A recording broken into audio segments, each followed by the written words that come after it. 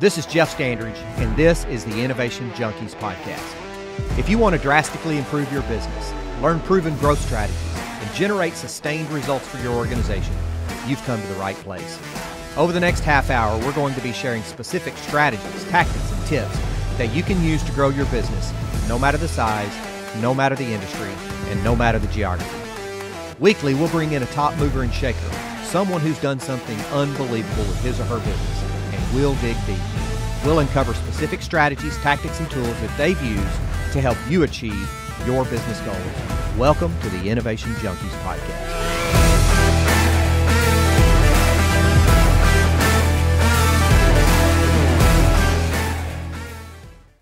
Hey guys, if you're looking to put your business on the fast track to achieving sustained strategic growth, this episode is sponsored by the team at Innovation Junkie. To learn more about our Growth DX, go to innovationjunkie.com/growthdx. Now let's get on with the show. Hey guys, Jeff Standridge here, and this is the Innovation Junkies podcast. Hey, it's Jeff Amrine. Glad to join you today. Jeff, how you doing, man? Man, if I was any better, I'd have to be twins. How about you? All right, we both got the same glass. I mean, yeah, too much fun for one person to enjoy. Absolutely. Well, we're super lucky today to have on thought leader in innovation, a really amazing guy, and Stephen Shapiro. And he's a Hall of Fame speaker. He's the author of 6 books. He's written things like Invisible Solutions, Best Practices Are Stupid, Personality Poker. For over 20 years, he's been a leading expert in innovation. He's spoken to audiences in 50 countries, spent time at Accenture, has led a huge practice there of over 20,000 people. He's written a variety of amazing things, and he's been inducted into the Speaker Hall of Fame in 2015. So we're super fortunate to have a thought leader in innovation with us today. And without further ado, let's bring Stephen on. Hey, Stephen, welcome. Excellent. Great to be here. Is it Jeff and Jeff, or is it Jeff squared? How do you prefer it? Just the Jeffs. The Jeffs. The Jeffs. Yeah. All capital letters, if you will.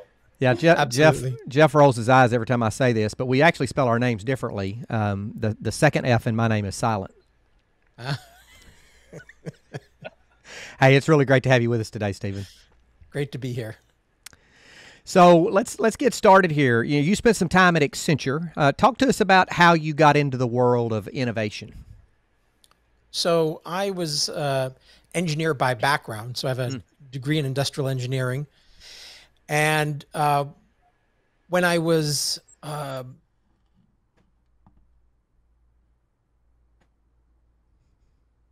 working, I was doing a lot of engineering type of work. In fact, when I was actually around something called business process reengineering, which was about basically making companies more efficient. And what I realized is that when we optimize the company's processes, the employees would be downsized. And so I had a bit of an existential meltdown.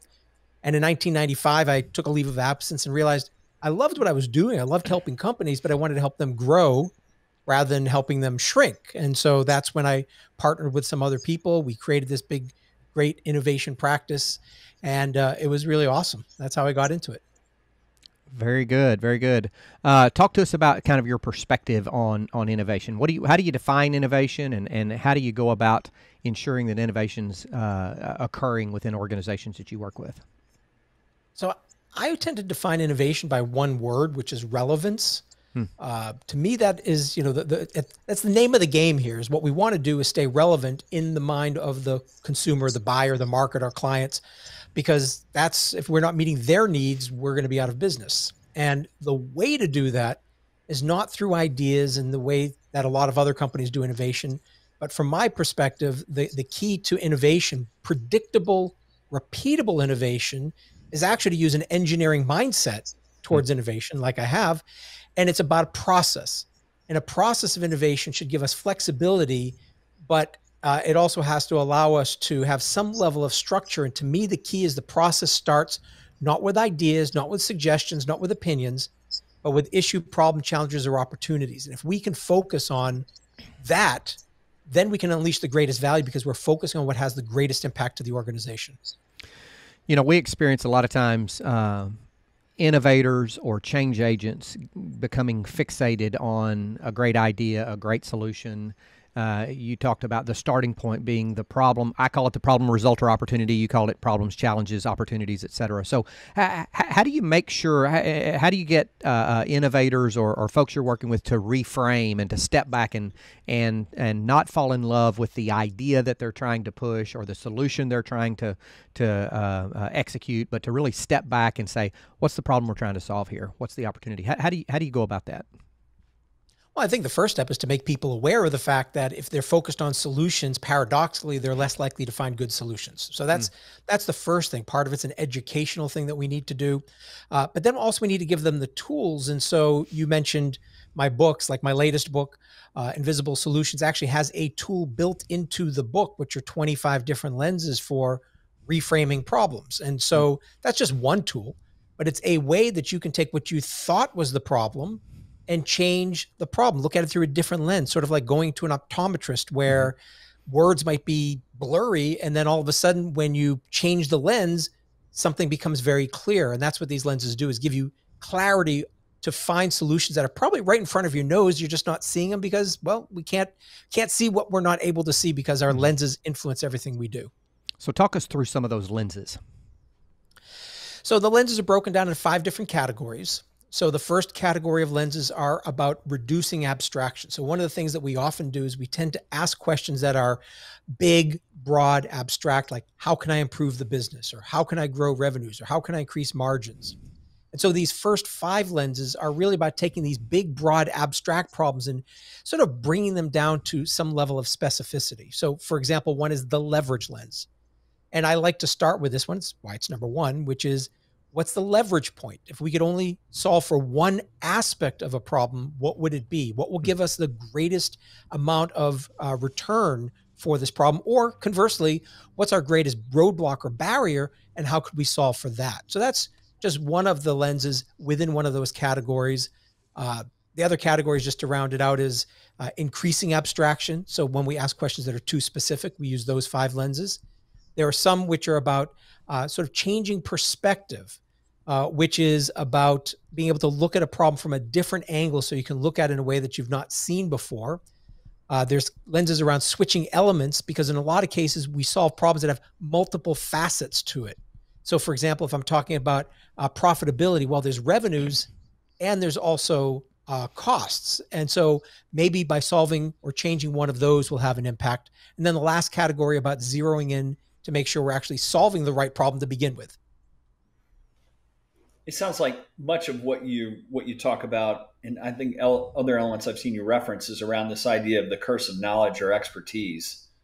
It strikes me that to manage that process, to participate in that process well, sometimes you have to dismiss what you think you already know in order to take an objective view of it. How am I getting that right, or what are your thoughts on that? Yeah, absolutely. I mean, I'm a big believer that expertise can be the enemy of innovation, in particular, breakthrough innovation. So, the way you talked about it is spot on. And the reason for that, though, is because we just make inherent assumptions about the problem and the potential solutions. And so what the lenses actually do is you could just say, well, what are your assumptions? And that's one way to start looking at a problem differently. But the lenses are actually specifically designed to surface particular assumptions we have. So for example, one of the lenses is called the resequence lens. I love this one. I use it all the time. And the assumption that we often make is that solutions or problems have particular sets of timing. Like I need to do this before I do that. But sometimes we can actually predict as a means of being able to get something done more quickly rather than postponing, which means we're going to wait. Of course, we can do things in parallel. So each lenses are designed to challenge a certain set of assumptions that we have about the problem. And one follow-up question to that is you've done a lot of work around the mechanics and the process associated with innovation. Talk a little bit about how you get the behavior change and you get a culture of innovation to stick in a company that might historically be, stodgy and more focused on operational efficiency rather than innovation. Yeah, part of it really has to do with building some momentum around this whole concept we're talking about. And the way that I tend to do that is I get a group of advocates who are really passionate about the work that we're talking about, And I have a very specific model that I use to cascade that down into the organization. So part of it is recognizing that we do need to influence the leadership, because if the leaders have a particular mindset and they don't buy in, it's hard to create a culture around innovation and problem solving like we're talking about. But if we can get that buy-in, now we need to somehow institutionalize it, actually reinforce it. And we're not going to be able to, if you're a 10,000 person company, it's going to be difficult to get all 10,000 people through some type of intensive training. It would be prohibitively expensive. But if we took 1% of the company, put them through a program, and then that 1% started to influence others, and again, using this cascading model, we've been able to go into companies that are tens of thousands of people and get every person thinking a particular way, because it's a very personal and interconnected conversation rather than just coming from the top. It's more of a relational type of shift. Do you also find that you have to follow up with aligned incentives, so that rather than it feeling like one more thing they have to do, thinking about change and innovation, that it's something that they're truly scored on or evaluated on, their performance is tied to it? Is that important as well? Absolutely. I mean, performance management systems are going to be a reflection of culture. I always think about culture as what is valued.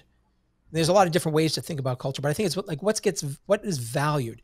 And what I mean by what's valued is what gets recognized, what gets rewarded, what gets promoted. And if we don't have a wide range of values, so in most large companies, for example, they're focused on quarterly earnings. So what they tend to value is production. What they tend to value is hitting particular short-term targets, which means that they incentivize and reinforce things to support that belief. The challenge is, if you do that, first of all, you end up with an organization that's around short-term thinking, but also equally important is it's hard to attract and retain the people who actually have a more visionary approach towards business. The people who like innovation and long-term thinking, they're not going to be attracted to, or they're certainly not going to stay with the company where they're not incentivized. So what I encourage organizations to do is have a range of incentive strategies, recognizing there's not a one-size-fits-all strategy for this. And we need to be able to encourage people to participate in a variety of different ways. Hey, folks, we'll be right back with the episode. But first, we want to tell you about a limited opportunity to take advantage of our Growth DX. For a limited time, we're offering a free strategy call to see whether our unique diagnostic tool is right for you. Go to innovationjunkie.com/growthdx to learn more. Stephen, share with some of our listeners maybe a use case or two of where you've been able to drive or at least facilitate significant innovations within organizations that you've worked with. I think that would help bring it down to a tangible level for some of our listeners, including myself. Sure. So one financial services company that I worked with, a lot of my clients don't like their names mentioned, so sure. I'll just sort of say it more generically like that. So this company, tens of thousands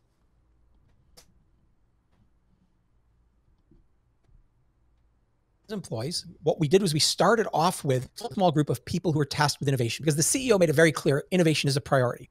So there was this group of innovators, but the key with this is to recognize that certainly in the beginning, the innovation team are not the innovators. The innovation team are the facilitators of innovation. And so the next step was to take that small team and then go to each of the business units, the people who had the money, the lines of business, and say, we want a few people from your team full-time to be affiliated with the innovation team, but actually not technically part of the innovation team. So the innovation team doesn't direct their day-to-day work, but what they do is they bring them up to speed on the methods, the tools, and the processes that are used. And so now we started to cascade it down into different business units. And then from there, those individuals in the business unit start to work with other people on their team. And we just developed this process whereby we were able to take that message and drive it further and further and further down inside the organization till you start getting enough momentum. And now it takes on a life of its own. What kind of results have you seen? Any innovative products, services, solutions, or processes come out of that cascade? Oh, absolutely. And I'll say one thing just in terms of results. I can't talk about specific things that were developed, but what I can say is before we started working together, the definition of innovation or the approach to innovation was around ideas. And they had a suggestion box type of thing, idea management, give us your ideas, give us your ideas. And they were getting a lot of good ideas. And what ends up happening, and I've seen this over and over, is if you have an idea-driven innovation program, that is, you ask people for their opinions, suggestions, or ideas, predictably at about 6 to 9 months, things start to fall apart. Because what ends up happening is the ideas now become less valuable, or they're things we've always heard 1,000 times, or they're repeats of other things.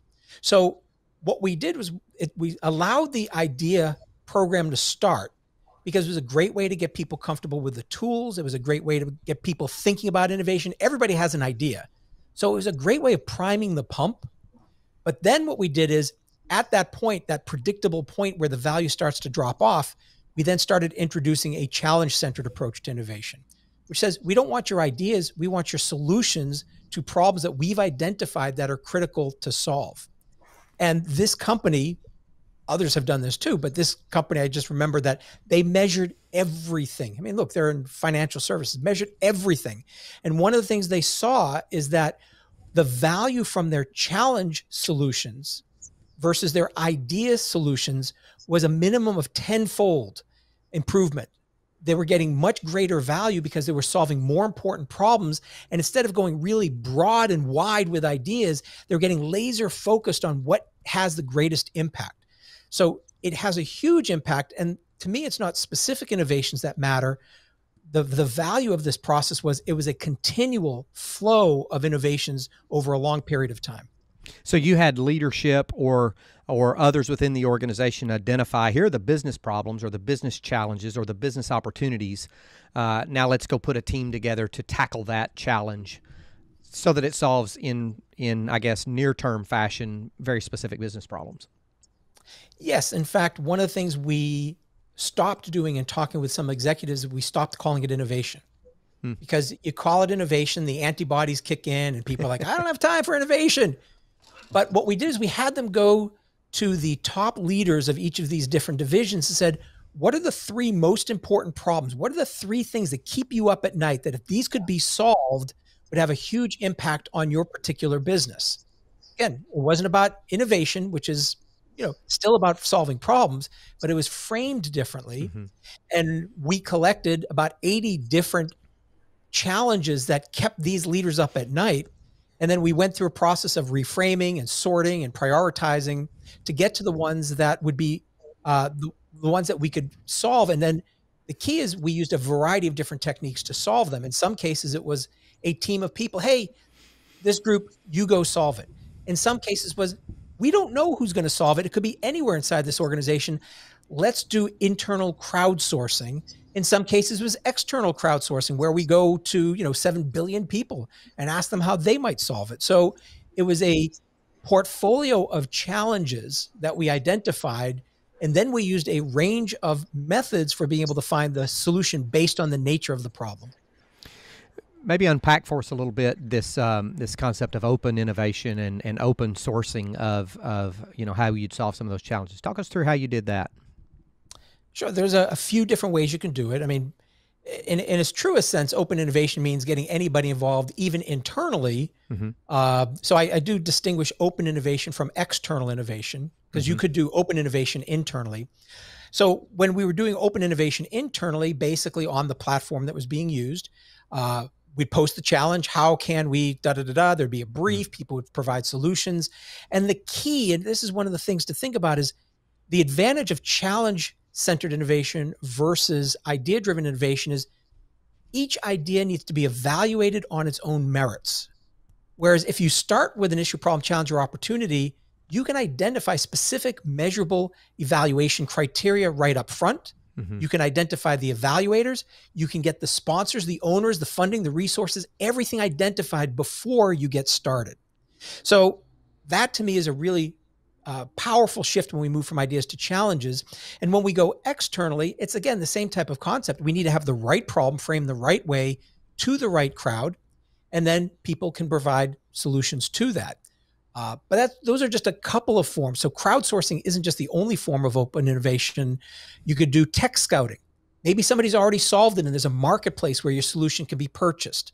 Or maybe you partner with a university or maybe even your suppliers. We've done some open innovation programs where we partnered with the suppliers and vendors of companies because they had great insights into some of the newer technologies and capabilities that were being developed.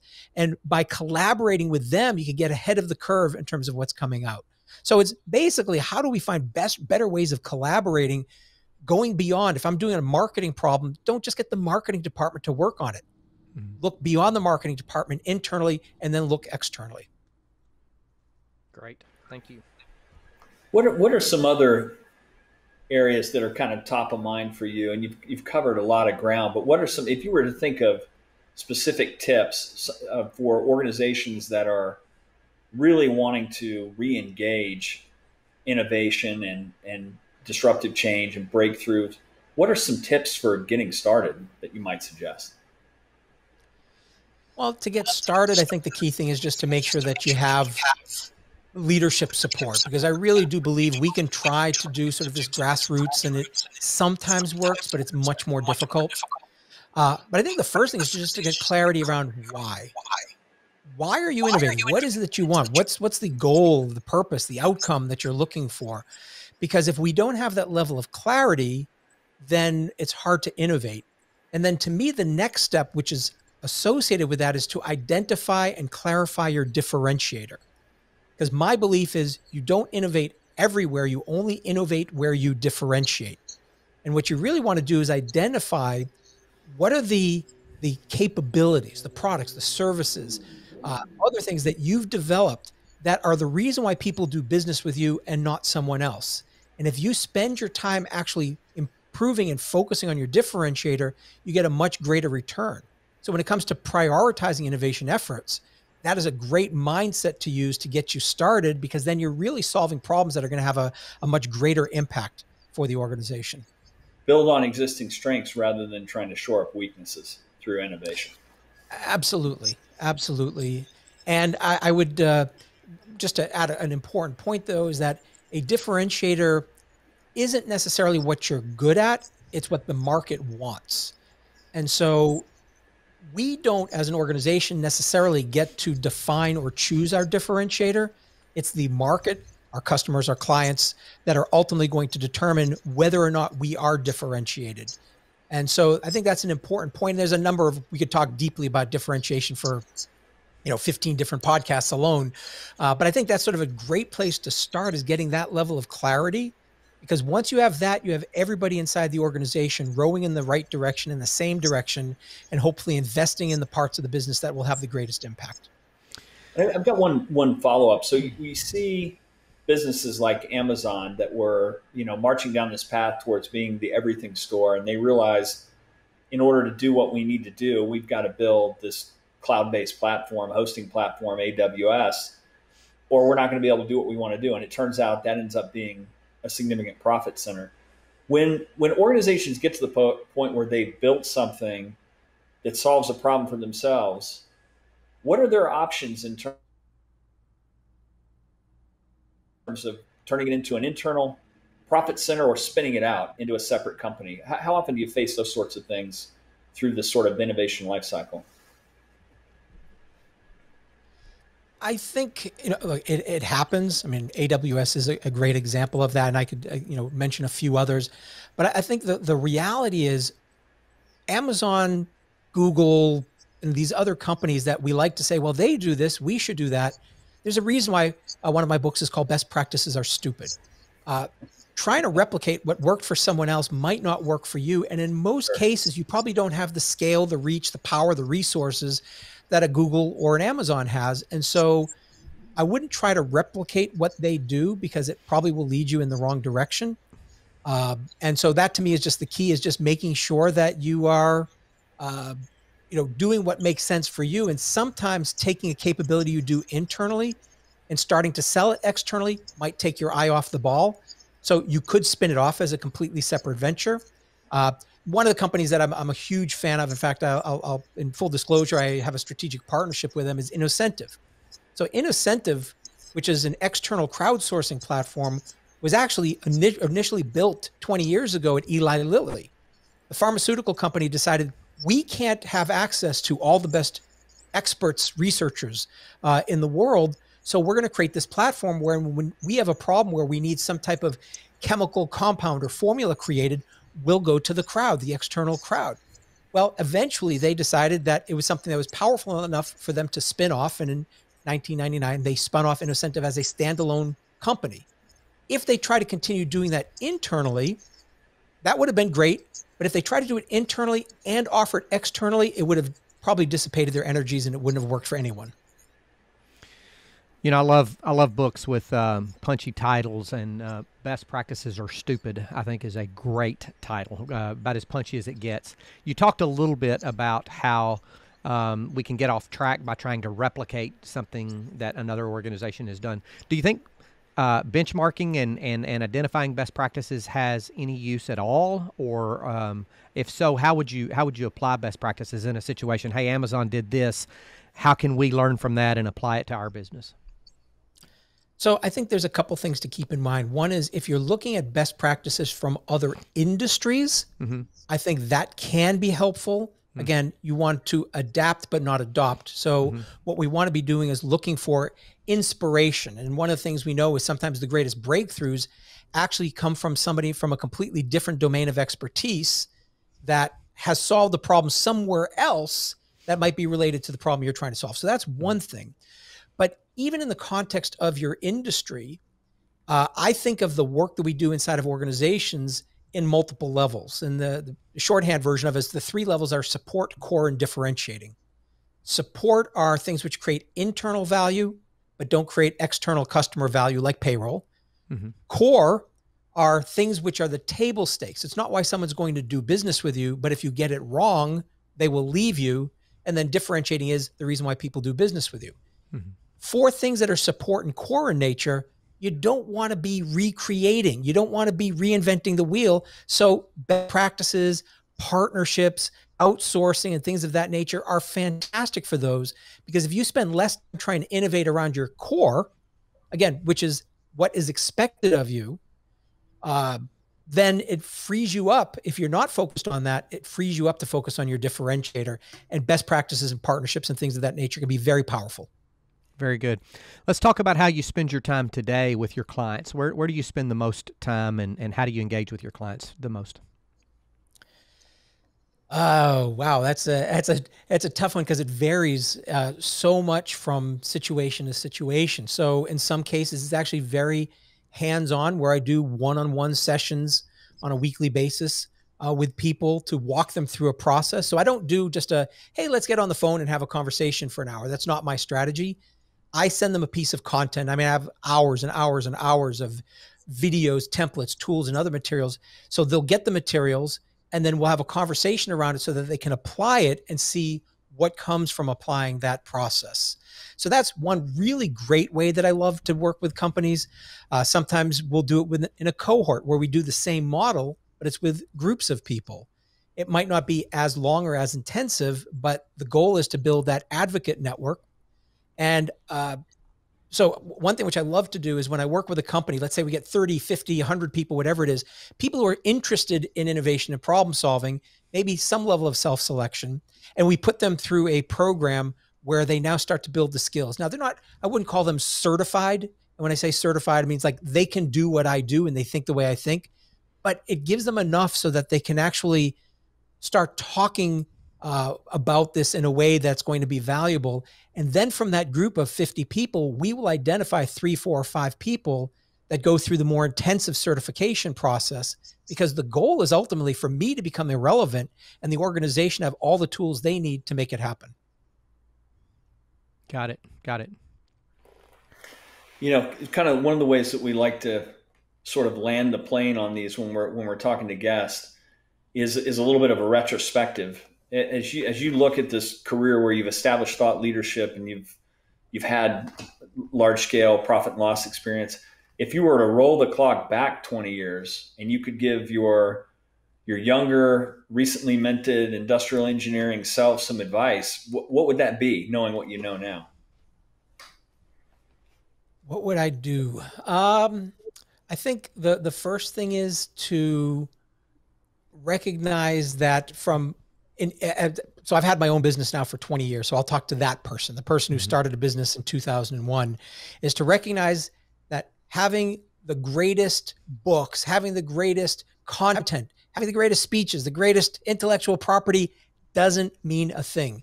As a smaller business like I am, it is really about sales and marketing and having all the other capabilities.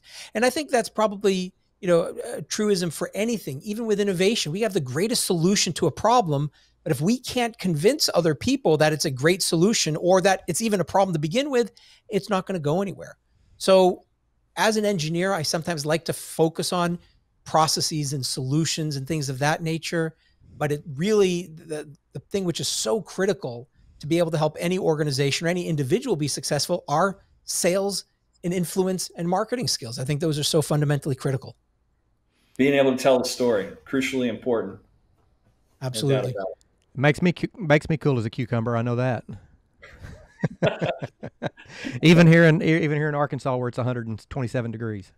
So. Well, tell our listeners, Stephen, where they can get in contact with you and where they can find your stuff, if you will. Sure. I mean, maybe the easiest place to start is going to a website called getthelenses.com, because that's where you can download all my tools and videos and other materials at no cost from the Invisible Solutions book. And then from there, you can learn about me and my speeches, my workshops, and all that stuff. But Get the Lenses, probably the easiest place to start. Or, of course, you can go to steveshapiro.com if you just want to go straight to my homepage. Very good. Well, ladies and gentlemen, today we have Stephen Shapiro, who is an innovation instigator, I guess I should say, and Hall of Fame speaker. It's been a pleasure talking to you today, learning about how you approach innovation and some of the tools, tips, and tricks that you use with your clients. It's been very informative for me, I know, and I know it has for our listeners as well. Well, excellent. I had a blast. Great meeting the Jeffs. So good to see you in all caps. Yeah, all caps. Thanks there you for go. Was that Jeff's all caps or so good all caps? How about all of it? Well, thank you so much for being with us. This has been another episode of the Innovation Junkies podcast. Thanks for tuning in. We'll see you next time.